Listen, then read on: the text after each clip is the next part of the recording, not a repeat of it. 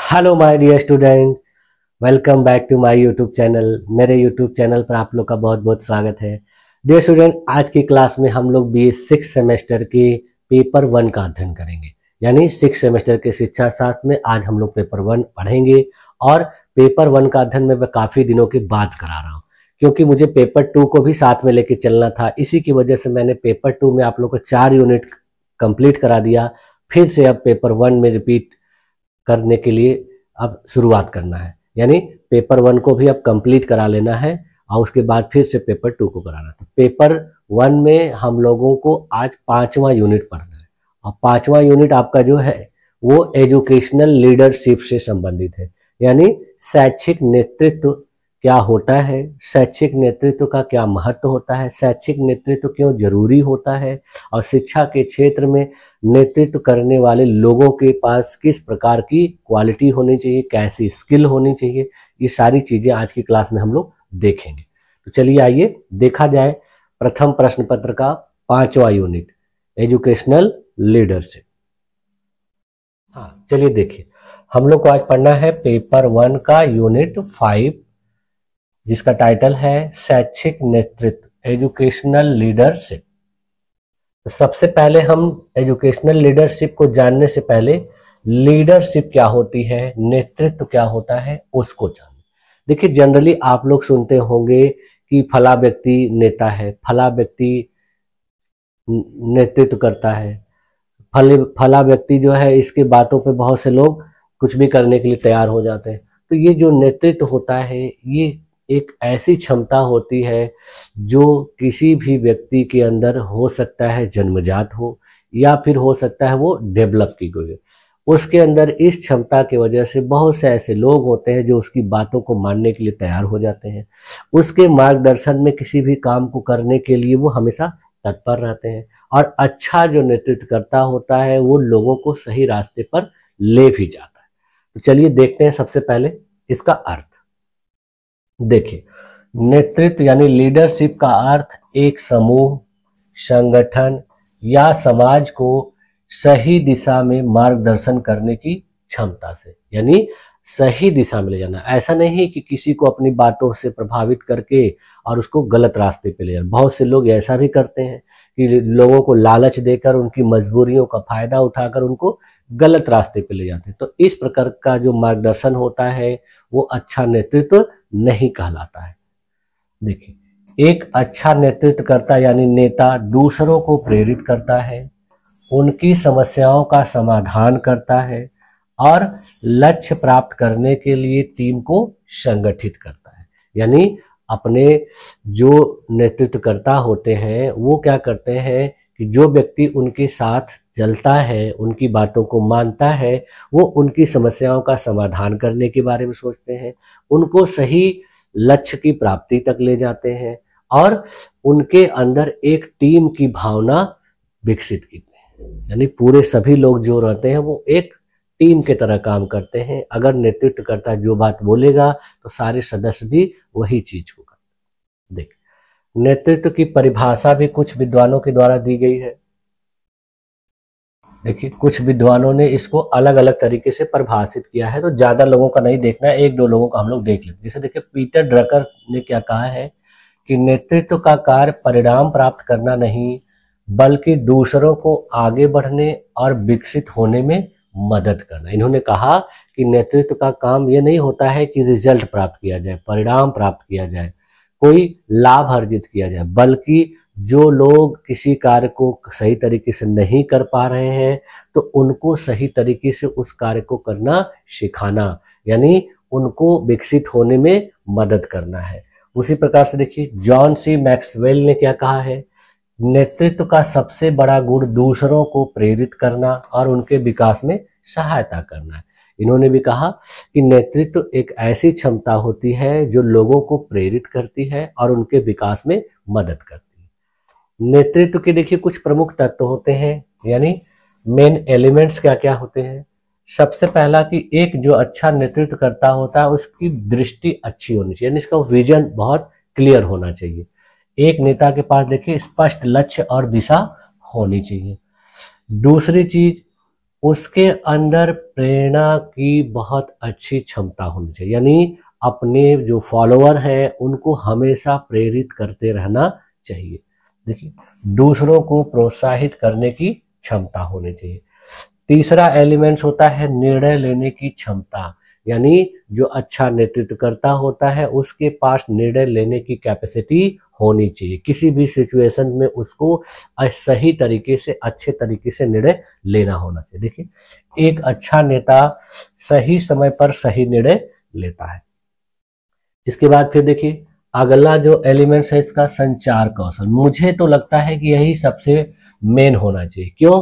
क्योंकि कोई नेता तभी अच्छा नेता कहा जा सकता है जब उसका संप्रेषण कौशल, यानी बात करने की क्षमता उसकी बेहतर हो, यानी किसी तरीके से बात करके अच्छे अच्छे लोगों को प्रभावित कर देना, अपनी बातों से लोगों को एकदम खुश रखना। तो ऐसा नेता जो होता है बहुत ज्यादा प्रभावी होता है। देखिए, प्रभावी संवाद करने की योग्यता होनी चाहिए। आप लोग देखते हैं कि बहुत से ऐसे नेतृत्वकर्ता होते हैं जिनका एक बार बोलने से ही उनके जो फॉलोअर होते हैं प्रभावित हो जाते हैं। जैसे अभी देखिए, अपने देश में भी कुछ ऐसे लोग हैं, जैसे अपने देश के प्रधानमंत्री हैं, देखिए उनके द्वारा जब कुछ कहा जाता है तो देश की बहुत सारे जो लोग हैं वो उनकी बातों को मानते। उसी प्रकार से देखिए, अंग्रेजों के काल में भी अपने देश में बहुत सारे ऐसे नेता थे जिसमें सबसे ज्यादा अगर प्रसिद्ध थे कोई तो महात्मा गांधी जी थे। महात्मा गांधी जी की जो वाणी थी, वक्तव्य था, बहुत ही महत्वपूर्ण था। उनकी बातों से लोग प्रभावित हो जाते थे। इसके बाद देखिए, अगला जो एलिमेंट्स है समस्या समाधान, प्रॉब्लम सॉल्विंग, यानी जो नेतृत्व करता होता है उसके पास समस्याओं का हल निकलने की क्षमता होनी चाहिए। इसके बाद देखिए, अगली एलिमेंट्स क्या है, ईमानदारी और नैतिकता, यानी जो एक अच्छा नेता होता है वह ईमानदार होना चाहिए और इथिकल होना चाहिए, नैतिक होना चाहिए, यानी कोई भी अनैतिक कार्य करने वाला नहीं होना चाहिए। देखिए, नैतिक मूल्यों और ईमानदारी से कार्य करना बहुत जरूरी होता है। ये इसके एलिमेंट। अब देखिए, कुछ अच्छे नेतृत्वकर्ताओं के उदाहरण देख लीजिए। जैसे अभी मैंने आप लोगों को बताया, देखिए महात्मा गांधी जो थे अपने देश में एक अच्छे नेतृत्वकर्ता थे उस समय, और अभी भी उनको एक अच्छा नेतृत्वकर्ता के रूप में उदाहरण स्वरूप माना जाता है, क्योंकि उन्होंने अपने नेतृत्व क्षमता के आधार पे ही पूरे देश की जनता को एक कर दिया था अंग्रेजों के खिलाफ। देखिए, अहिंसा और सत्याग्रह के सिद्धांतों से भारत की आजादी का नेतृत्व किया था उन्होंने। उसी प्रकार से देखिए, एक और भी आधुनिक युग में अच्छे नेतृत्वकर्ता देखिए डॉक्टर एपीजे अब्दुल कलाम को माना जाता है। इन्होंने अपने देश में विज्ञान और शिक्षा के क्षेत्र में प्रेरणादायक नेतृत्व प्रदान किया, यानी इन्होंने विज्ञान के क्षेत्र में इतने बड़े बड़े कार्य किए जिससे आगे आने वाले जो वैज्ञानिक थे उनको प्रेरणा मिली, उनको अच्छा मार्गदर्शन मिला। तो ये भी एक अच्छे नेतृत्वकर्ता माने। उसी प्रकार से देखिए, उद्योग धंधों में, उद्योगपतियों में रतन टाटा जी को भी बहुत अच्छा नेतृत्वकर्ता माना जाता है। उन्होंने अपने नेतृत्व में अपनी जो कंपनी थी टाटा ग्रुप को बहुत ज्यादा ऊंचाइयों तक, बुलंदियों तक पहुंचाया। तो देखिए, भारतीय उद्योग जगत में नैतिक और प्रभावी नेतृत्व का उदाहरण इनको माना जाता है। अब आते हैं हम लोग शैक्षिक नेतृत्व, यानी शिक्षा के क्षेत्र में नेतृत्व क्या होता है। ये तो हम लोगों ने देखा अभी लीडरशिप के बारे में। अब शिक्षा के क्षेत्र में लीडरशिप देखिए, शैक्षिक नेतृत्व, एजुकेशनल लीडरशिप। देखिए, शैक्षिक नेतृत्व का अर्थ, शैक्षिक नेतृत्व यानी एजुकेशनल लीडरशिप का अर्थ शिक्षा से जुड़े संगठनों, स्कूलों, कॉलेजों या विश्वविद्यालयों में प्रभावी नेतृत्व प्रदान करना है, ताकि छात्रों की शिक्षा गुणवत्ता में सुधार हो और शिक्षकों एवं कर्मचारियों को बेहतर दिशा निर्देश मिल सके। यानी स्कूलों, कॉलेजों, यूनिवर्सिटी में जो लोग नेतृत्व करता होते हैं, जो बड़े अधिकारी होते हैं, पदाधिकारी होते हैं, या स्कूल कॉलेज के जो मालिक होते हैं, प्रिंसिपल होते हैं, वो भी एक बहुत अच्छे नेतृत्वकर्ता होते हैं। जो जितना अच्छा नेतृत्व करता होता है उसका संस्थान उतना ही प्रगति करता है, और वो अपने स्कूल, कॉलेज, यूनिवर्सिटी के सभी लोगों को साथ लेके चलता है, सभी की भलाई के लिए कार्य करता है, और इसमें वो एक अच्छा निर्णय हमेशा लेते रहता है। अब यह नेतृत्व देखिए एक शिक्षक भी ले सकता है, प्रधानाचार्य भी कर सकता है, प्रशासक कर सकता है, या किसी भी शिक्षा से जुड़े व्यक्ति द्वारा किया जा सकता है। यानी आप देखिए किसी भी स्कूल, कॉलेज, यूनिवर्सिटी में नेतृत्व कौन करता है? या तो कोई टीचर होगा, टीचर क्लास का नेतृत्व करता हो जाएगा, प्रधानाचार्य पूरे स्कूल कॉलेज का नेतृत्व करता हो जाएगा, जो प्रशासक रहेगा वो उस पूरे विद्यालय का हो जाएगा, और कोई भी शिक्षा से जुड़ा जो व्यक्ति है वो भी एक प्रकार का नेतृत्व करता ही माना जाता है। आप देखिए शैक्षिक नेतृत्व के प्रमुख उद्देश्य, यानी शिक्षा के क्षेत्र में नेतृत्व करने के उद्देश्य क्या होते हैं। इससे देखिए शिक्षा की गुणवत्ता सुधरती है, शिक्षकों को अच्छा मार्गदर्शन दिया जाता है, संस्थान का विकास होता है, छात्रों के सर्वांगीण विकास पर ध्यान दिया जाता है, यानी छात्रों को विभिन्न प्रकार के कौशल सिखाकर उनको जीवन में बेहतर कार्य करने के लिए हमेशा तैयार रखना, नई तकनीकों और शिक्षण पद्धतियों को अपनाने में आसानी होती है। बहुत से लोग होते हैं कि पुराने तौर तरीकों को ही लेके चलते रहते हैं, लेकिन अगर अच्छा नेतृत्व करता रहेगा तो नई नई टेक्नोलॉजी, नए नए डिजिटल टूल्स को अपने स्कूल, कॉलेज, विद्यालय में इस्तेमाल करवाता है, जिससे टीचर्स को भी फायदा होता है और बच्चों को बहुत अच्छे तरीके से सीखने में मदद मिलती है। जैसे देखिए डिजिटल लर्निंग, स्मार्ट क्लास, ये सारी चीजें किसके द्वारा की जाती है? जो नए तरीके के नेतृत्व करता है, जो अच्छे ज्ञान वाले हैं, तो उनके द्वारा ये सब चीजें अपने विद्यालय में इंप्लीमेंट की जाती हैं। अब देखिए शैक्षिक नेतृत्व के प्रकार, टाइप्स ऑफ एजुकेशनल लीडरशिप। देखिए पहला होता है प्रशासनिक नेतृत्व, यानी एडमिनिस्ट्रेटिव लीडरशिप। यह देखिए स्कूल या कॉलेज के प्रधानाचार्य के द्वारा किया जाता है, डीन के द्वारा किया जाता है, या उसके प्रशासक के द्वारा किया जाता है। एक प्रकार से कहा जाए कि जो उस स्कूल कॉलेज का सबसे प्रमुख व्यक्ति होता है। उदाहरण के लिए देखिए कि एक स्कूल का प्रधानाचार्य स्कूल के सभी शिक्षकों को सही दिशा दिखाता है और विद्यालय के नियमों और पाठ्यक्रम को तय करता है। उसी प्रकार से देखिए अगला प्रकार होता है शैक्षणिक नेतृत्व, यानी इंस्ट्रक्शन लीडरशिप। यह देखिए क्या होता है, शिक्षकों और प्राचार्यों द्वारा किया जाता है, जिनका मुख्य उद्देश्य शिक्षा पद्धति में सुधार लाना होता है।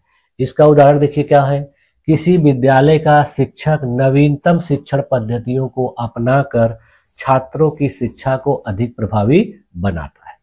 उसके बाद फिर देखिए अगला जो नेतृत्व का प्रकार होता है वो परिवर्तनकारी नेतृत्व, यानी ट्रांसफॉर्मेशनल लीडरशिप। इस प्रकार के नेतृत्व में देखिए क्या होता है कि यह एक ऐसा नेतृत्व होता है जो संस्थान में बड़े बदलाव लाने पर केंद्रित होता है। यानी इस प्रकार के जो नेतृत्वकर्ता होते हैं अपने संस्थान में हमेशा बड़े बड़े बदलाव लाते हैं। उदाहरण के लिए देखिए किसी कॉलेज में डिजिटल शिक्षा लागू करना और शिक्षकों को नई तकनीकों से प्रशिक्षित करना। उसके बाद फिर देखिए अगला है सांस्कृतिक नेतृत्व, यानी कल्चरल लीडरशिप। यह नेतृत्व देखिए संस्थान की संस्कृति और मूल्यों को बनाए रखने में सहायक होता है। इसका उदाहरण देखिए स्कूल में नैतिक शिक्षा और संस्कारों को बढ़ावा देने पर बल दिया जाता है। और देखिए अगला जो नेतृत्व है सामुदायिक नेतृत्व, यानी कम्युनिटी लीडरशिप। इस प्रकार का नेतृत्व देखिए विद्यालय और समुदाय के बीच समन्वय स्थापित करता है, यानी जिस समुदाय में विद्यालय होगा वहां के लोगों को भी संतुष्ट रखा जाएगा, वहां के लोगों को भी अपने विद्यालय परिवार से जोड़ के रखा जाएगा, हर गतिविधि में उनको शामिल किया जाएगा। उदाहरण के लिए देखिए किसी स्कूल द्वारा स्थानीय समुदाय के साथ मिलकर शिक्षा जागरूकता अभियान चलाना। इसलिए आप लोग देखते होंगे कि जब कोई सार्वजनिक कार्यक्रम होता है विद्यालयों में तो अगल बगल के जो समुदाय के प्रतिष्ठित व्यक्ति होते हैं उनको भी आमंत्रित किया जाता है। तो इससे क्या होता है कि सामुदायिक भागीदारी बनी रहती है। नेतृत्व के उदाहरण देख लेते हैं, यानी शिक्षा के क्षेत्र में नेतृत्व को कौन कौन से लोगों को उदाहरण के रूप में देखा जाता है। तो देखिए पहले उदाहरण के रूप में हम लोग डॉक्टर APJ अब्दुल कलाम को ले सकते हैं। इन्होंने देखिए भारत में शिक्षा और विज्ञान के क्षेत्र में अद्भुत योगदान दिया और बच्चों को बड़े सपने देखने के लिए हमेशा प्रेरित किया। आप लोगों ने देखा होगा कि जब भी ये किसी कार्यक्रम में जाते थे तो बच्चों को हमेशा प्रेरित करते थे, उनको हमेशा बड़े बड़े सपने देखने के लिए कहा करते थे। उसके बाद फिर देखिए सावित्री बाई फुले को भी लिया जा सकता है एक अच्छे उदाहरणकर्ता के रूप में, क्योंकि इन्होंने भारत में महिला शिक्षा के क्षेत्र में क्रांतिकारी परिवर्तन लाने का कार्य किया था। उस समय महिलाओं को शिक्षा प्राप्त करने का एकदम अधिकार नहीं था, कहीं था भी तो बहुत बड़े बड़े घरानों की जो लड़कियां थी उन्हीं लोगों को था, यानी सामान्य और गरीब घर की पिछड़ी समुदाय की लड़कियों को पढ़ने लिखने का अधिकार नहीं था, लेकिन इन्होंने इसकी शुरुआत उस समय की थी। उसके बाद फिर देखिए रविन्द्रनाथ टैगोर को भी लिया जा सकता है, क्योंकि इन्होंने शांति निकेतन नामक संस्थान की स्थापना की, जो एक अनूठा शिक्षा संस्थान था और पूरी तरह से प्राकृतिक वातावरण में शिक्षा प्रदान करने वाला संस्थान था। अब देखिए नेतृत्व की शैलियां क्या होती हैं, यानी स्टाइल ऑफ लीडरशिप। नेतृत्व कौन कौन सी शैली के आधार पर किया जाता है। तो देखिए नेतृत्व की शैली का अर्थ होता है कि कोई नेता अपनी टीम, संगठन या समाज का नेतृत्व करने के लिए किस प्रकार की रणनीति और दृष्टिकोण अपनाता है। विभिन्न परिस्थितियों, संगठनों और उद्देश्यों के अनुसार नेतृत्व की शैलियां भिन्न भिन्न हो सकती है। यानी अच्छा नेतृत्वकर्ता जो होता है वो एक ही शैली नहीं अपनाता है, वो जैसी सिचुएशन होती है उसी के अनुसार अपनी शैली में बदलाव करता है। देखिए कुछ प्रमुख नेतृत्व शैलियां और उनके उदाहरण हम लोग एक एक करके देख लेते हैं। देखिए पहली जो नेतृत्व शैली है वो है लोकतांत्रिक नेतृत्व शैली। इसमें क्या होता है, ये डेमोक्रेटिक लीडरशिप कही जाती है। इस शैली में नेता अपने अनुयायियों, कर्मचारियों या टीम के सदस्यों की राय और सुझावों को ध्यान में रखते हुए निर्णय लेता है। यानी इस प्रकार का जो लीडर होता है, नेता होता है, वो अपने फॉलोअर और अपने जो समुदाय के लोग होते हैं, यानी उनके जो कर्मचारी होते हैं, टीम के सदस्य होते हैं, उनसे राय लेता है और फिर एक साथ मिलजुल के कोई निर्णय लिया जाता है। तो इस प्रकार का जो नेतृत्व होता है वो लोकतांत्रिक नेतृत्व होता है और यह नेतृत्व सहयोगी और भागीदारी पूर्ण होता है। यानी इसमें नेता जो होता है अपने मन से कोई भी निर्णय नहीं लेता है, सब लोगों से अच्छे तरीके से बात करता है, उनकी राय लेता है, फिर सुझाव, तब जाके कोई निर्णय लेता है। इस प्रकार के नेतृत्व की विशेषता देखिए शैली की क्या होती है कि इससे निर्णय, इस प्रकार से निर्णय लेने में टीम की भागीदारी होती है, यानी वह निर्णय सभी का माना जाता है। इसमें नेता और टीम के बीच खुला संवाद होता है, यानी नेता और जो टीम के सदस्य होते हैं, अब जैसे आप लोग क्रिकेट टीम ही ले, कोई भी टीम ले लीजिए जिसमें उसका जो कैप्टन होता है, तो कैप्टन और जो प्लेयर होते हैं उनके बीच में अच्छा संबंध होता है, आपस में संवाद होता है, वो लोग किसी भी बात पे मतभेद नहीं रखते हैं, तो जब डिसीजन लिया जाता है तो बहुत बेहतर होता है। समूह का हर सदस्य अपनी राय व्यक्त कर सकता है। देखिए समूह के हर मेंबर को अपनी बात कहने का पूरा अधिकार होता है। इसके लिए उदाहरण देखिए, अभी फिर वही उद्योग क्षेत्र में देखिए टाटा कंपनी को लिया जा सकता है। टाटा समूह में कर्मचारियों और अधिकारियों की राय को महत्व देकर निर्णय लिए जाते हैं। देखिए टाटा समूह में जो कर्मचारी काम करते हैं, जो अधिकारी काम करते हैं, सभी लोग जब कोई डिसीजन लेना होता है तो मीटिंग बुलाई जाती है और सब लोगों से सुझाव मांगे जाते हैं, फिर उसके आधार पर कोई डिसीजन लिया जाता है। उसी प्रकार देखिए शिक्षा के क्षेत्र में एक स्कूल का प्राचार्य शिक्षकों से सुझाव लेता है और स्कूल के विकास के लिए नीतियां बनाता है। देखिए प्रिंसिपल के द्वारा टीचर्स की मीटिंग बुलाई जाती है और स्कूल में यदि कुछ बदलाव करना है तो सभी लोगों से सुझाव, राय लिया जाता है और फिर उसके बाद बदलाव किया जाता है। अगला देखिए नेतृत्व जो है, नेतृत्व की शैली क्या है, निरंकुश नेतृत्व, यानी इसको ऑटोक्रेटिक लीडरशिप कहा जाता है। इस प्रकार की शैली में देखिए नेता स्वयं निर्णय लेता है और टीम के सदस्यों को आदेश का पालन करना होता है। इसमें अधीनस्थों को सीमित स्वतंत्रता दी जाती है। देखिए इस प्रकार का जो नेतृत्व होता है, इसमें जो नेतृत्व करता होता है वही अपने आप को सर्वस्व समझता है और वही केवल निर्णय लेता है। बाकी जो उसके फॉलोअर होते हैं, जो उसके टीम के सदस्य होते हैं, वो केवल उसकी बातों को मानते हैं, वो उससे सवाल जवाब कुछ भी नहीं कर सकते। तो इस प्रकार के नेतृत्व की विशेषता देखिए क्या होती है कि नेता का पूरा नियंत्रण होता है, अनुशासन और आदेश का पालन करना बहुत आवश्यक होता है। इससे कर्मचारियों या अनुयायियों के सुझावों को महत्व नहीं दिया जाता, यानी इसमें कर्मचारी, अनुयायी क्या सोच रहे हैं, क्या उनको लग रहा है, उससे कोई मतलब नहीं, नेता ने जो कह दिया वो तो कह दिया। इसका उदाहरण देखिए कहाँ देखने को मिलता है, सेना और पुलिस में देखने को मिलता है। यानी सेना और पुलिस में जो बड़े अधिकारी होते हैं वो जो बात बोल देते हैं तो जो निचले कर्मचारी होते हैं वो उनकी बात का मान रखते हैं, उसको मना नहीं कर सकते करने के लिए। देखिए, सेना में कमांडर अपने आदेशों को सीधे लागू करता है, जिससे अनुशासन बना रहता है। आप लोग देखते होंगे कि जो बड़े अधिकारी होते हैं, छोटे कर्मचारियों को जो बोल देते हैं वो पूरी तरह से उसको मानते हैं, विरोध नहीं कर सकते। उसी प्रकार से देखिए, व्यापार जगत में कुछ कंपनियों के सीईओ स्वयं निर्णय लेते हैं और कर्मचारियों को आदेशों का पालन करना होता है। देखिए, बहुत सी ऐसी कंपनियां हैं जहां के जो चीफ एग्जीक्यूटिव ऑफिसर सीईओ होते हैं वो निर्णय खुद से लेते हैं और फिर उस निर्णय को सभी लोगों को मानना होता है, फॉलो करना होता है। अगला देखिए, नेतृत्व की शैली क्या है? स्वतंत्र नेतृत्व, यानी इसको लेजेस फेयर लीडरशिप भी कहा जाता है। इस शैली में नेता अपने अनुयायियों को पूरी स्वतंत्रता देता है और उन पर न्यूनतम नियंत्रण रखता है। यानी इस प्रकार की नेतृत्व शैली में जो नेता होता है अपने कर्मचारियों को, अपने अनुयायियों को, फॉलोअर को, अपने टीम के सदस्यों को पूरी आजादी देता है और उसमें क्या होता है कि इससे कर्मचारियों को अपने अनुसार, अपनी क्षमता के अनुसार, अपने कौशल के अनुसार काम करने का मौका मिला जाता है। यानी कहा जाए कि आपके अंदर जो टैलेंट है, जो क्षमता है, उसको खुल के प्रदर्शित करिए, आपको पूरा मौका दिया जा रहा है। तो वो व्यक्ति क्या करता है कि अपनी पूरी दमखम के साथ काम करता है। देखिए, कर्मचारियों को अपनी रचनात्मकता और कौशल के अनुसार कार्य करने की छूट होती है। इसकी विशेषता देखिए क्या होती है। इस प्रकार की नेतृत्व शैली में देखिए, कर्मचारियों को स्वायत्तता दी जाती है। नेता केवल मार्गदर्शन करता है लेकिन हस्तक्षेप नहीं करता। यानी इसमें केवल वो मार्गदर्शन करता रहेगा लेकिन बीच में इंटरफेयर नहीं करेगा। आप लोग देखते होंगे बहुत सारी टीम के जब खिलाड़ी खेलने के लिए जाते हैं तो कैप्टन उनके बीच में क्या कर रहे हैं उसमें इंटरफेयर नहीं करता है, वो केवल मार्गदर्शन प्रदान करता है, बाकी वो अपना नेचुरल खेल खेलते हैं। यह शैली उन संगठनों में प्रभावी होती है जहां कर्मचारियों में आत्म प्रेरणा। यह शैली ऐसे संगठनों में बहुत ज्यादा प्रभावी होती है जहां के कर्मचारी खुद से प्रेरित होकर कार्य करते हैं। यानी उनको ऐसा नहीं लगता है कि हम यह कार्य करेंगे तो दूसरे को फायदा होगा, लेकिन वो इसलिए सोचते हैं कि अच्छा कार्य करेंगे तो मुझे खुशी होगी और जब मैं अच्छा कार्य करूंगा तो कंपनी प्रगति करेगी, संस्थान प्रगति करेगा तो मेरा भी नाम होगा। इसका उदाहरण देख लीजिए, बहुत सारी ऐसी कंपनियां हैं जैसे देखिए गूगल और माइक्रोसॉफ्ट जैसी कंपनियां।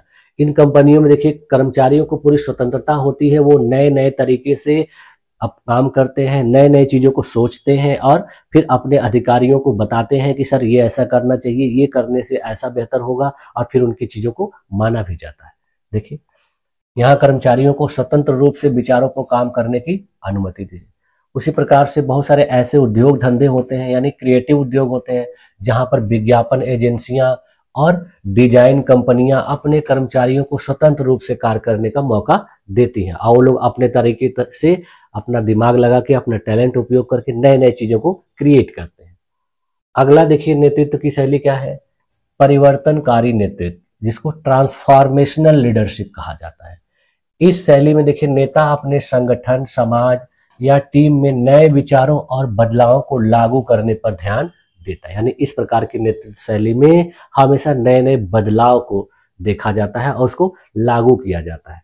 यह नेतृत्व देखिए प्रेरणादायक होता है और अनुयायियों को नए दृष्टिकोण अपनाने के लिए प्रेरित करता है, यानी नए तौर तरीकों को अपनाने के लिए इसमें प्रेरित किया जाता है। इसकी देखिए विशेषताएं क्या होती हैं?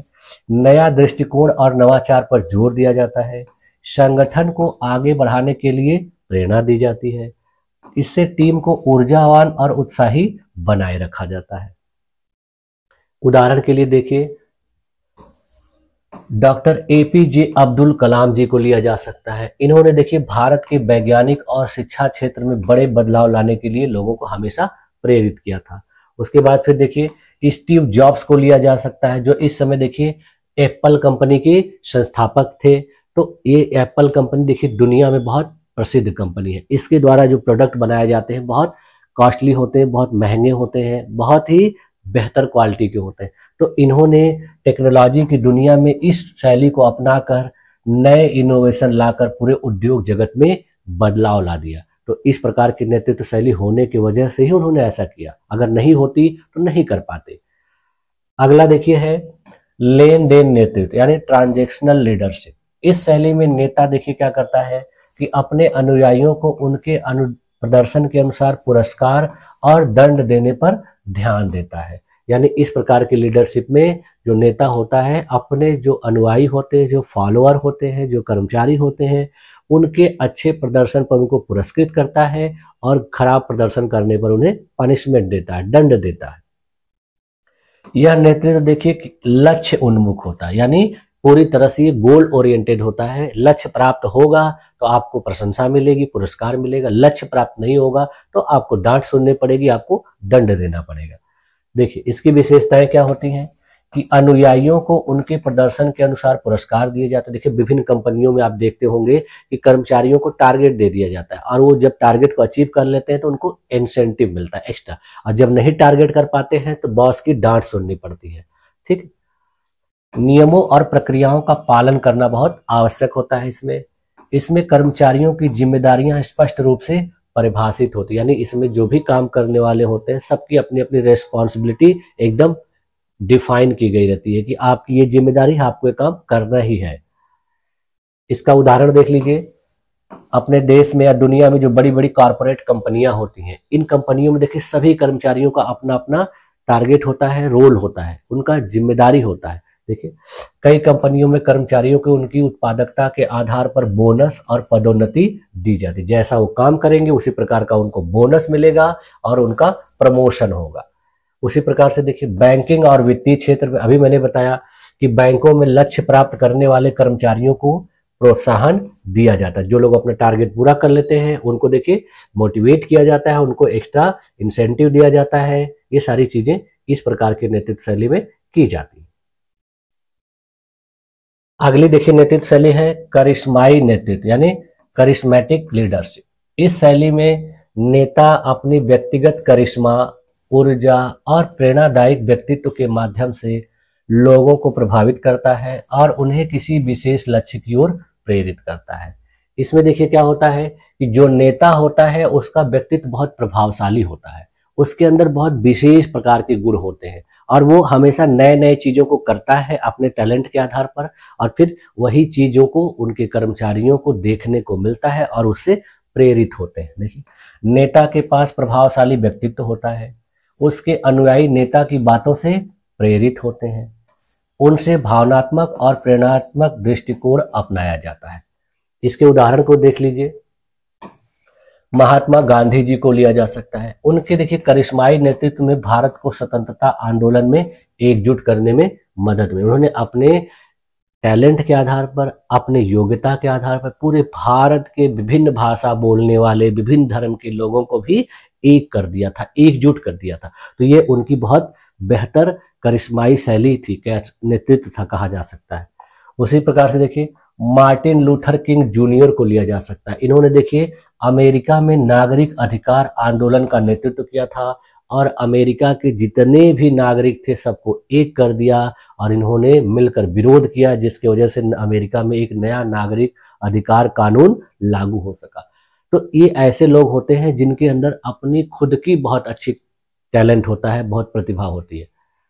इसके बाद फिर देखिए अगला जो नेतृत्व है वो सेवा आधारित नेतृत्व, यानी सर्वेंट लीडरशिप।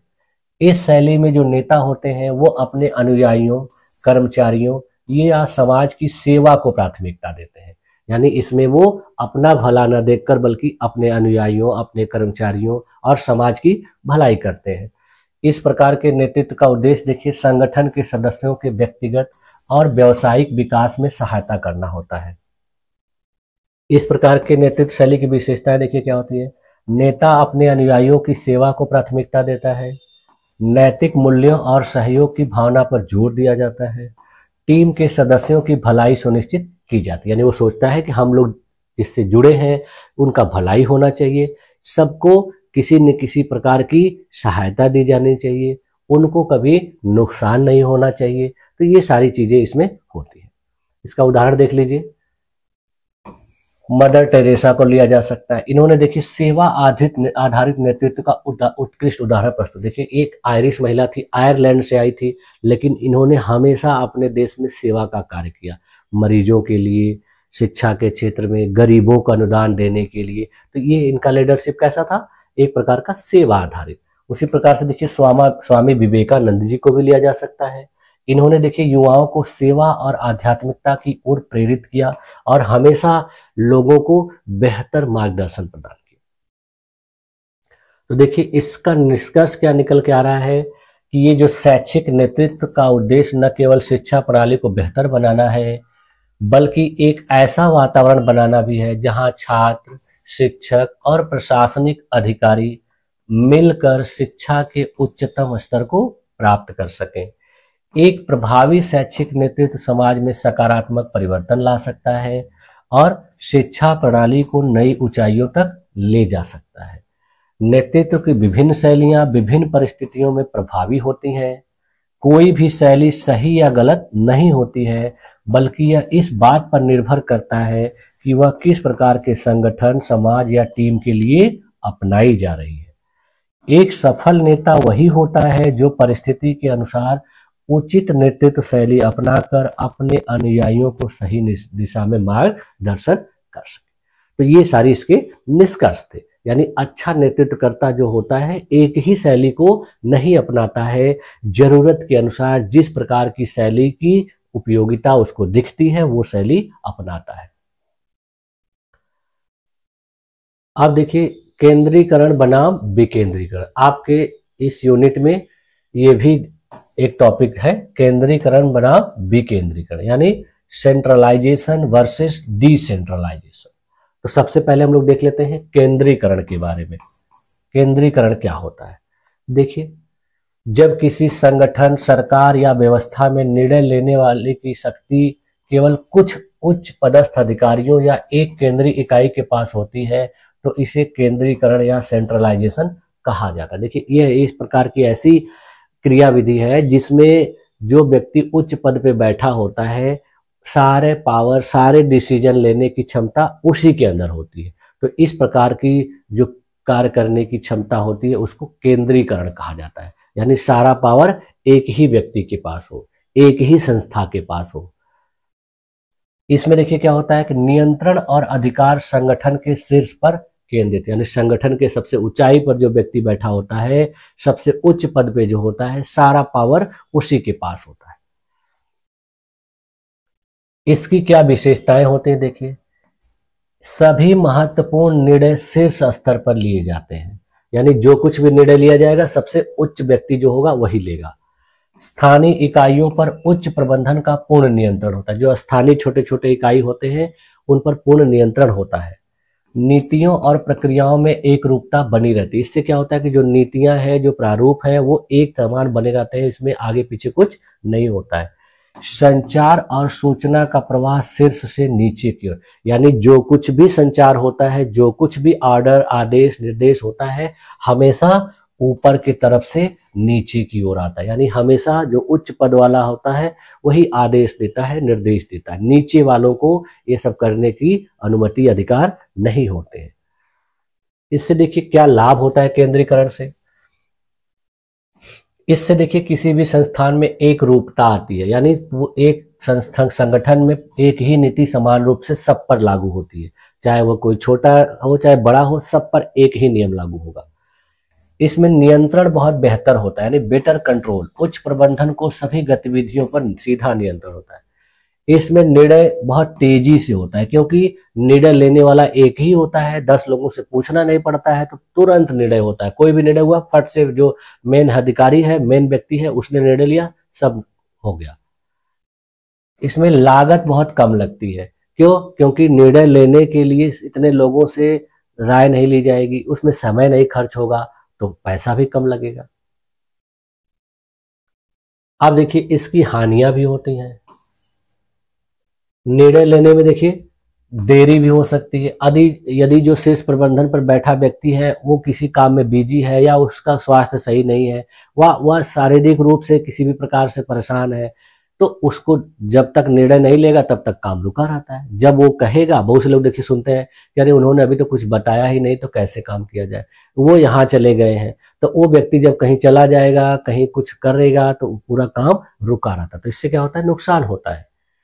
इससे देखिए स्थानीय समस्याओं को उपेक्षा की जाती है, यानी जो उच्च स्तर पर बैठा हुआ व्यक्ति है वो स्थानीय समस्याएं, जो लोकल प्रॉब्लम है, उस पर ध्यान नहीं देता है। वो जो भी निर्णय लेता है अपने अनुसार लेता है। इससे देखिए नवाचार में कमी आती है, कर्मचारियों को नए नए विचार प्रस्तुत करने का अवसर ही नहीं दिया जाता, वो सब कुछ अपने मन से करता है। इसमें देखिए अत्यधिक निर्भरता होती है, यानी जो निचले स्तर के कर्मचारी होते हैं, जो फॉलोअर होते हैं, वो हर काम के लिए अपने उच्च अधिकारी पर निर्भर रहते हैं। वो जो कहेंगे वही करेंगे, नहीं कहेंगे चुप बैठे रहते हैं। इसका देखिए उदाहरण, केंद्रीकरण का उदाहरण देखिए, भारत में सरकारी प्रशासन हो बहुत अच्छा उदाहरण है।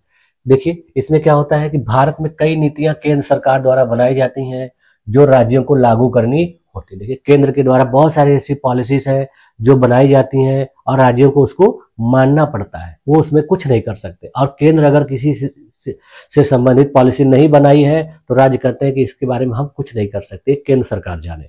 तो क्या है, पूरी तरह से निर्भरता है। उसी प्रकार से देखिए जो कॉर्पोरेट कंपनियां होती हैं, बहुत सी ऐसी बड़ी बड़ी कंपनियां होती हैं जैसे टाटा ग्रुप, अपने मुख्यालय से सभी महत्वपूर्ण निर्णय लेती है। बहुत सी ऐसी कंपनियां होती है देखिए जहां पर डिसीजन उनके हेड ऑफिस से लिया जाता है, यानी हेड ऑफिस से जो डिसीजन आ गया, जो निर्णय आ गया, उसको सभी लोगों को मानना पड़ता है। उसी प्रकार से देखिए बैंकिंग के क्षेत्र में आरबीआई के द्वारा जो निर्देश आदेश दिया जाएगा, भारत के सभी बैंकों को मानना पड़ता है। शिक्षा प्रणाली में देखिए जब सभी स्कूलों के पाठ्यक्रम और नियम केंद्र सरकार तय करती है तो यह केंद्रीकरण का उदाहरण। देखिए अभी नई शिक्षा नीति जो आई थी तो इसको किसने निर्धारित किया था, केंद्र सरकार ने। केंद्र सरकार ने इसको बनाया और पूरे भारत में कहा इसको लागू किया जाए। तो देखिए धीरे धीरे भारत के सभी शिक्षण संस्थान इसको लागू कर रहे हैं। अब देखिए अगला है विकेंद्रीकरण, डिसेंट्रलाइजेशन। इसमें देखिए क्या होता है कि जब किसी संगठन, सरकार या व्यवस्था में निर्णय लेने की शक्ति विभिन्न स्तरों पर बांटी जाती है और स्थानीय इकाइयों को स्वायत्तता दी जाती है तो इसे विकेंद्रीकरण कहा जाता है। इसमें निर्णय लेने की प्रक्रिया नीचे के स्तरों तक वितरित। अब देखिए ये वही है, उसी का जस्ट अपोजिट है कि इसमें जब निर्णय लिया जाता है तो जो नीचे की इकाई होती है, नीचे के कर्मचारी होते हैं, उनका भी सुझाव लिया जाता है, उनकी भी राय ली जाती, उनकी जरूरतों को भी ध्यान में रखकर अलग अलग स्तर पर निर्णय लिया जाता है। इसकी विशेषताएं देखिए क्या होता है, इसमें निर्णय लेने की शक्ति विभिन्न स्तरों पर वितरित होती है, स्थानीय स्तर पर अधिक स्वायत्तता दी जाती है, समस्याओं को स्थानीय रूप से हल करने की स्वतंत्रता होती है, संचार और सूचना का प्रवाह दोनों दिशाओं में होता है, नीचे से ऊपर और ऊपर से नीचे। इसमें देखिए क्या होता है, जब कोई निर्णय लिया जाता है तो निर्णय लेने के लिए कई व्यक्तियों को जिम्मेदारी दे दी जाती है कि हाँ इस काम के लिए आप निर्णय लेंगे, इस काम की जिम्मेदारी आपके ऊपर है। इससे क्या होता है कि एक ही व्यक्ति के ऊपर भार नहीं रहता है, वो व्यक्ति अपना कार्य करेगा, फला व्यक्ति अपना कार्य करेगा, तो जिससे काम बहुत अच्छे तरीके से होता है और गलतियों का गुंजाइश कम रहता है। इसके देखिए लाभ क्या होता है,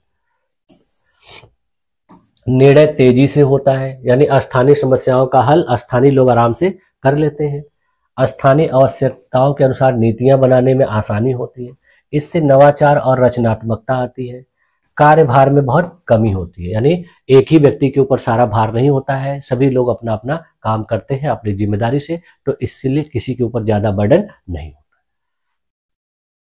इसकी देखिए हानियां क्या है, इससे हानियां क्या है, विकेंद्रीकरण की हानियां, इससे नियंत्रण में कठिनाई होती है। जब कई लोगों के पास निर्णय लेने की क्षमता होती है तो कंट्रोल करना मुश्किल, एक जगह से कोई निर्णय ले लिया तो फिर दूसरा व्यक्ति उसको कैसे रोकेगा, तो बहुत समस्या होती है। नीतियों में असंगति होती है, इससे क्या होता है कि नीतियां बनाने में बहुत दिक्कत आ जाती है, किसी ने कुछ डिसीजन ले लिया, किसी ने कुछ डिसीजन ले लिया, तो सही पॉलिसी एक रूप में बनाने में बहुत समस्या आ जाती है। देखिए आप लोग देखते होंगे सरकारी ऑफिसों में कि किसी अधिकारी ने कुछ निर्णय लिया तो किसी ने कुछ निर्णय लिया, तो एक सही नीति बनाने में बहुत दिक्कत होती है, अतिरिक्त लागत लगती है। इससे क्या होता है कि जब अलग अलग अधिकारी है उनको अलग अलग जिम्मेदारी दी गई तो उससे लागत बहुत ज्यादा लगती है। इसमें देखिए गलत निर्णय लेने का जोखिम हमेशा बना रहता है, कौन सा व्यक्ति कैसा निर्णय ले लेगा और जिसके निर्णय की वजह से सभी लोगों को नुकसान हो सकता है, तो बहुत जोखिम बना रहता है। इसका उदाहरण देखिए, विकेंद्रीकरण का उदाहरण भारतीय प्रशासन को लिया जा सकता है। देखिए केंद्र सरकार द्वारा राज्यों को स्वायत्तता देना और राज्यों द्वारा जिलों और पंचायतों का अधिकार सौंपना, ये देखिए इसका उदाहरण है कि भारत सरकार देखिए कई प्रारूपों में बांट कर प्रशासन चलाती है। जैसे केंद्र के स्तर पर, राज्य के स्तर पर, जिला के स्तर पर, पंचायत स्तर पर। देखिए पंचायत स्तर पर ग्राम प्रधान होते हैं, वो अपने स्थानीय समस्याओं के अनुसार, वहाँ की स्थिति परिस्थिति के अनुसार काम करते हैं। जिले के जो प्रशासनिक अधिकारी होते हैं वो पूरे जिले की स्थिति परिस्थिति के आधार पर काम करते हैं। राज्य सरकार जो होती है पूरे राज्य के आधार पर, और केंद्र सरकार पूरे देश। इससे क्या होता है कि सारा काम अच्छे तरीके से हो जाता है और फिर इसमें निर्णय लेने में कोई कठिनाई नहीं। उसी प्रकार देखिए कॉर्पोरेट सेक्टर में भी होता है। कई मल्टीनेशनल कंपनियां जैसे मैकडोनाल्ड, अमेजोन विभिन्न देशों में अपने स्थानीय कार्यालयों को निर्णय लेने की शक्ति, देखिए जैसे बड़ी बड़ी जो कंपनियां होती हैं इनका पूरे दुनिया में व्यापार होता है, तो इनका हर कंट्री का अपना अपना एक हेड होता है। यानी जो जिस राज्य में सबसे बड़ा अधिकारी रहेगा वो उस देश से, उस राज्य से संबंधित निर्णय लेगा, और बड़ी जो कंपनी जो होगी वो मेन होगी। तो सबको देखिए, जैसे अभी अपने देश में देखिए गूगल का जो सीईओ बनाया गया है सुंदर पिचाई को बनाया गया है। उसी प्रकार देखिए माइक्रोसॉफ्ट का सत्या नडेला है, तो वो क्या है, पूरे इंडिया के हेड है। यानी इंडिया में इन कंपनियों से संबंधित अगर कोई निर्णय लेना होगा तो यही लोग लेंगे। तो ये क्या होता है, बहुत अच्छा होता है। उसी प्रकार से देखिए शिक्षा प्रणाली में भी अपने देश में राज्य सरकारों के पास अधिकार होता है कि अपने राज्य में शिक्षा व्यवस्था में कौन कौन सा पाठ्यक्रम लागू किया जाए, कौन कौन सी चीजें उसमें शामिल की जाए। तो ये राज्य सरकारों के ऊपर निर्भर करता है। अब देखिए इनके बीच में अंतर क्या है, केंद्रीकरण और विकेंद्रीकरण में कुछ आधार हैं। जैसे देखिए परिभाषा के आधार पर देखिए निर्णय लेने की शक्ति शीर्ष प्रबंधन के पास होती है। विकेंद्रीकरण में देखिए निर्णय लेने की शक्ति विभिन्न स्तरों पर वितरित होती है। उसी प्रकार से नियंत्रण के आधार पर देखिए यहाँ पर नियंत्रण उच्च प्रबंधन का होता है और उसी पर पूरा संपूर्ण नियंत्रण होता है। इसमें देखिए नियंत्रण जो है स्थानीय इकाइयों को अधिक स्वायत्तता दी गई होती है। इसमें जो निर्णय लेने की गति देखिए क्या होता है, धीमी हो सकती है क्योंकि सभी निर्णय शीर्ष स्तर पर लिए जाते हैं। इसमें क्या होता है, तेजी होती है क्योंकि स्थानीय अधिकारी त्वरित निर्णय ले सकते हैं। लचीलापन के आधार पर देखिए यह कम लचीला होता है क्योंकि सभी नीतियां एक ही स्तर पर बनती हैं। यह अधिक लचीला होता है क्योंकि स्थानीय आवश्यकताओं के अनुसार निर्णय लिए जाते हैं। व्यवस्था का प्रकार कैसे, इसमें देखिए केंद्रीकृत सरकार हो सकती है, सेना में इस प्रकार का निर्णय लिया जाता है, पारंपरिक कंपनियों में इस प्रकार का निर्णय लिया जाता है। ये देखिए संघीय सरकार में निर्णय होता है, जो सरकारें संघीय आधार पर होती हैं वहां पर राज्यों और केंद्र दोनों लोगों को मिलकर निर्णय लेना पड़ता है। मल्टीनेशनल जो कंपनियां होती हैं जिनका कई देशों में व्यापार होता है वहां पर होता है। उसके बाद देखिए अपने देश की जो पंचायत व्यवस्था होती है वहां भी इस प्रकार का निर्णय लिया जाता है।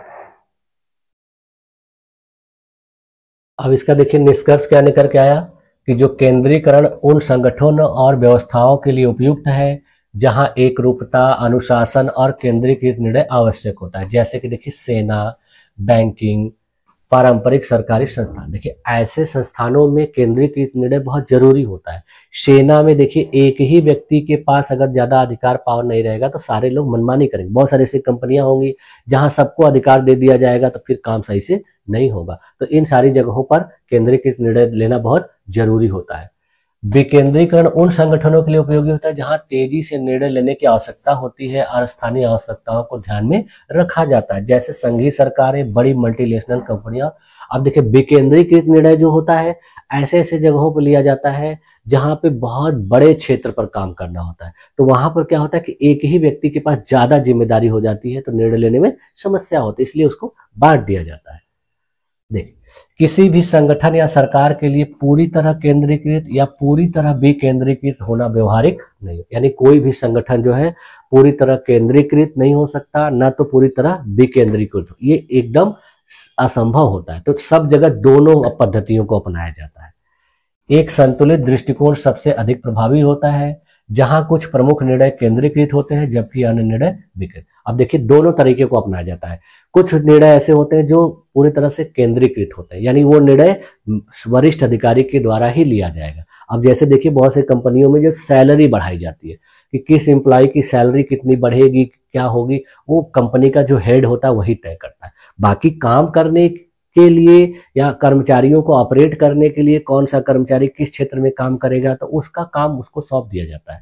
तो उसी प्रकार से देखिए बहुत से कंपनियों में कौन से व्यक्ति को नियुक्त करना है कि नहीं नियुक्त करना है वो पॉलिसी कौन बनाएगा, कंपनी का हेड व्यक्ति बनाएगा। तो ये सारी चीजें जो होती है अलग अलग होती है। उसी प्रकार देखिए अपने देश में भी कि सेना से संबंधित मामले, विदेशों से संबंधित मामले, ये सारी चीजें कौन, केंद्र सरकार के अधिकार में होती है। यानी विदेशों से ऋण लेना है, विदेशियों को किसी पड़ोसी देशों को कर्ज देना है, तो ये सारे अधिकार किसके पास होते हैं, केंद्र सरकार के पास, राज्य सरकारों के पास नहीं होता है। तो उसी प्रकार देखिए सेना और पुलिस, इन सब चीजों को देखिए वहां के जो बड़े अधिकारी होते हैं उनको दिया जाता है जिम्मेदारी। देखिए हर राज्य में डीजीपी होते हैं, तो सेना का उसी प्रकार से कमांडर होता है, कर्नल होता है, तो वो लोग जो होते हैं पूरा निर्णय लेते हैं और उसी के आधार पर पूरी सेना काम करती है। अब है देखिए लास्ट इस यूनिट का डिसीजन लेना, निर्णय लेना या डिसीजन मेकिंग। आप लोग सुनते होंगे हमेशा डिसीजन डिसीजन, तो ये क्या होता है, तो देखिए निर्णय लेने का अर्थ, मीनिंग ऑफ डिसीजन मेकिंग। निर्णय लेना एक ऐसी प्रक्रिया है जिसमें विभिन्न विकल्पों का मूल्यांकन करके सबसे उपयुक्त विकल्प का चुनाव किया जाता है। देखिए जब कोई व्यक्ति निर्णय लेता है तो उसके पास ढेर सारे ऑप्शन होते हैं, विकल्प होते हैं, और उन विकल्पों पर बेहतर तरीके से एनालिसिस करके सबसे अच्छा जो विकल्प होता है उसी को वो चुनता है, और यही चीज कही जाती है निर्णय लेना। देखिए यह किसी भी व्यक्ति के द्वारा लिया जा सकता है, संगठन के द्वारा लिया जा सकता है, या सरकार के लिए द्वारा लिया जाता है, और महत्वपूर्ण प्रक्रिया होती है। इससे समस्याओं का समाधान और लक्ष्यों की प्राप्ति सुनिश्चित। यानी जब किसी चीज के लिए निर्णय लिया जाता है तो मान के चला जाता है कि उस निर्णय से समस्या का समाधान होगा और लक्ष्यों की प्राप्ति होगी।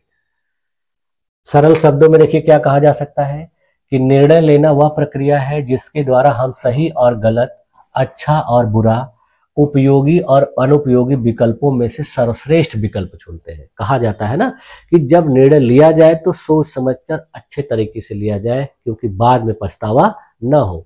तो इसीलिए यह बहुत महत्वपूर्ण होता है। इसकी देखिए विशेषताएं क्या होती है निर्णय लेने, कैरेक्टरिस्टिक्स ऑफ डिसीजन मेकिंग। इसमें विकल्पों का विश्लेषण किया जाता है, यानी जितने विकल्प होते हैं, जितने ऑप्शन होते हैं, सबका एनालिसिस किया जाता है। यह लक्ष्य उन्मुख होता है, यानी निर्णय किसी लक्ष्य की प्राप्ति के लिए ही लिया जाता है। इसमें देखिए निर्णय लेने में जिम्मेदारी होती है, जो व्यक्ति निर्णय लेने वाला होता है वो जिम्मेदार माना जाता है, और कहा जाता है कि जिम्मेदार व्यक्ति हमेशा सही निर्णय लेता है। यह एक गतिशील प्रक्रिया है, यानी निर्णय हमेशा परिस्थितियों के अनुसार बदल सकता है। जैसी सिचुएशन उसी प्रकार का निर्णय, यानी हर सिचुएशन में, हर समस्या में एक ही प्रकार का निर्णय नहीं लिया जाता है। यह देखिए तर्कसंगत और भावनात्मक तत्व भी इसमें शामिल होते हैं। कभी कभी यह पूरी तरह से तार्किक रूप से भी हो सकता है, कभी कभी इसमें इमोशंस को भी शामिल किया जाता है। अब देखिए निर्णय लेने की जो प्रक्रिया होती है, प्रोसेस होता है, वो कैसे होता है, प्रोसेस ऑफ डिसीजन मेकिंग। तो निर्णय लेने की प्रक्रिया को देखिए निम्नलिखित चरणों में विभाजित किया जा सकता है। सबसे पहले देखिए क्या किया जाता है, फर्स्ट स्टेप में पहला चरण समस्या की पहचान की जाती है कि पहले समस्या है क्या। पहले समस्या को अच्छे तरीके से जान लेंगे, तब जाके उसमें हम आगे उससे संबंधित जानकारी, जैसे उदाहरण के लिए एक कंपनी को यह निर्णय लेना है कि उसे नए उत्पाद लॉन्च करने चाहिए या नहीं। अब जैसे मान लीजिए कोई कंपनी है, उसको नया प्रोडक्ट लॉन्च करना चाहिए कि नहीं चाहिए, ये पहले उसको क्या करेगी, उसको पहले सोचेगी, यानी उस चीज को अपने दिमाग में लाएगी।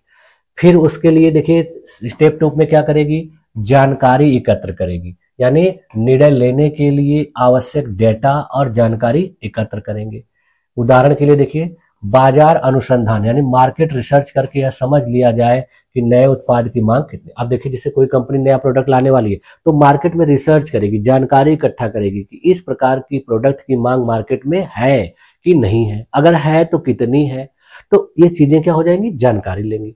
उसके बाद फिर देखिए स्टेप 3 में क्या करेगा कि विभिन्न विकल्पों का मूल्यांकन करेंगे, यानी उसके पास जितने ऑप्शन है उनको क्या करेगा, इवेलुएट करेगा, यानी सभी संभावित विकल्पों की सूची बनाकर उसका विश्लेषण किया जाएगा।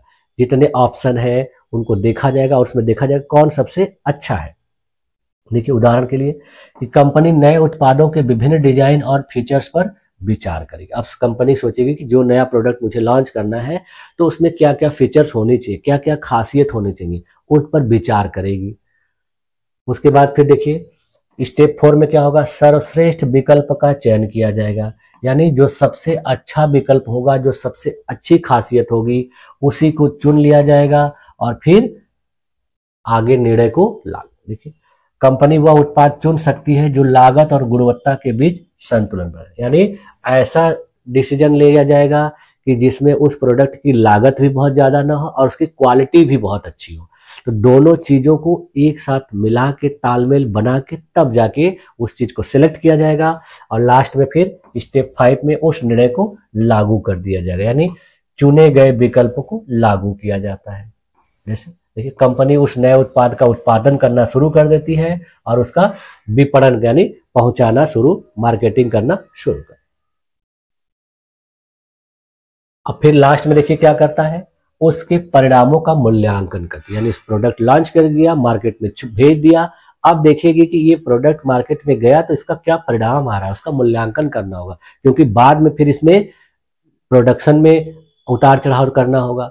तो ये देखिए क्या है कि यह देखा जाता है कि यह निर्णय सही था कि नहीं, यदि आवश्यक हो तो उसमें सुधार किया जाए। अब देखिए, कोई निर्णय ले लिया गया इसका मतलब नहीं है कि उसको छोड़ दिया जाए, नहीं, उसको देखा जाता है, मूल्यांकन किया जाता है कि यह निर्णय सही है कि नहीं, क्योंकि निर्णय लेने वाला व्यवहारिक प्रयोग जब करेगा तभी सही से उसके बारे में जानेगा।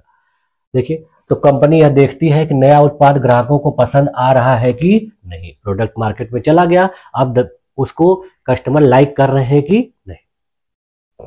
अब देखिए, निर्णय लेने के प्रकार, निर्णय कितने प्रकारों से लिया जाता है, टाइप्स ऑफ डिसीजन मेकिंग। देखो, पहला प्रकार होता है संरचित और असंरचित, यानी प्रोग्राम और नॉन प्रोग्राम।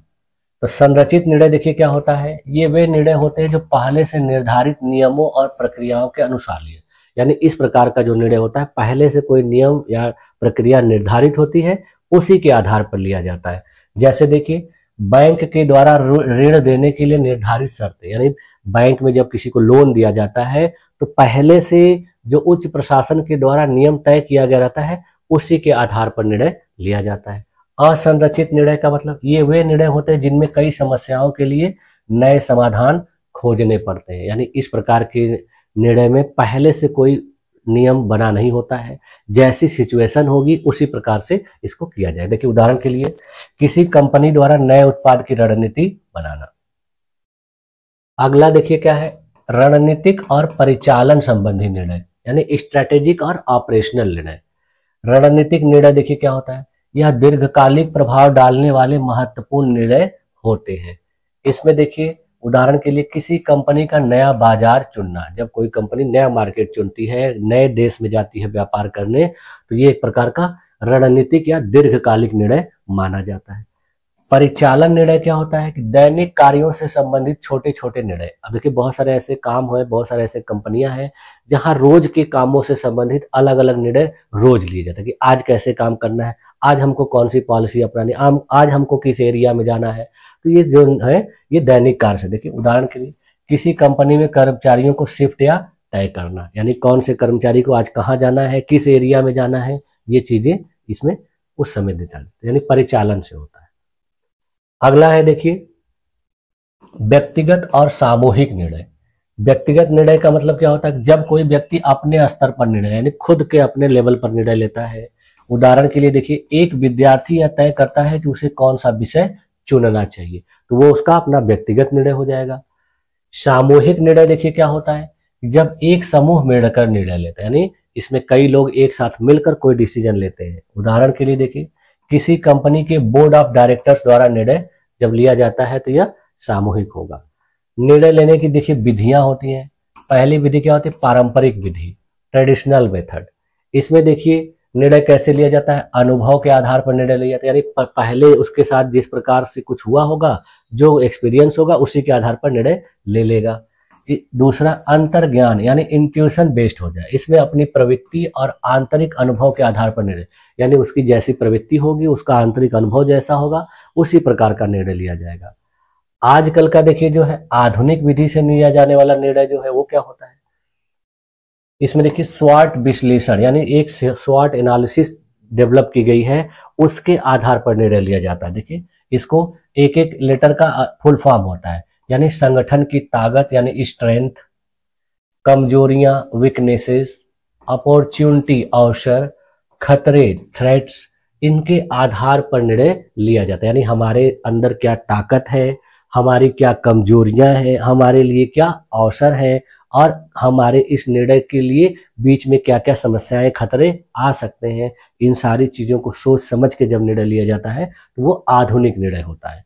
इसमें देखिए एक लागत लाभ विश्लेषण भी होता है, यानी कोई निर्णय लागत और लाभ को ध्यान में रखकर किया जाता है, यानी कॉस्ट बेनिफिट एनालिसिस, यानी मेरा इतना इतना कॉस्ट लगेगा तो मुझे क्या बेनिफिट होगा, ये सारी चीज़ें लाभ हानि के आधार पर ली जाती है।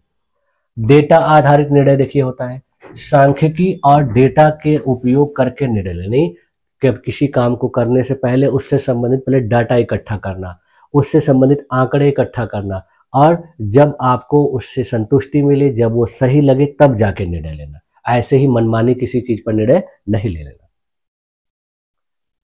अब देखिए निर्णय लेने में आने वाली चुनौतियां क्या क्या, यानी किसी भी व्यक्ति को निर्णय लेना है तो कैसे वो निर्णय लेगा, उसको कौन कौन सी समस्या है।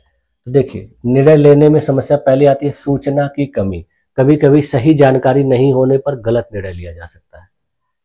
अत्यधिक जब विकल्प होंगे तब भी निर्णय लेने में समस्या। अब देखिए आप लोग कभी कहीं जाते हैं, किसी मॉल में चले जाइए, आपको कपड़ा खरीदना है तो आपके पास वहां इतना सारा दिखता है, आप डिसीजन ही नहीं ले पाते, वही समस्या होती है। उसी प्रकार जब आप स्कूल कॉलेज में एडमिशन कराने जाते हो तो इतने सारे विषय होते हैं कॉलेज में, तो आपको लगता है कौन सा ले कौन सा नहीं ले, तो ये भी एक तरह का है।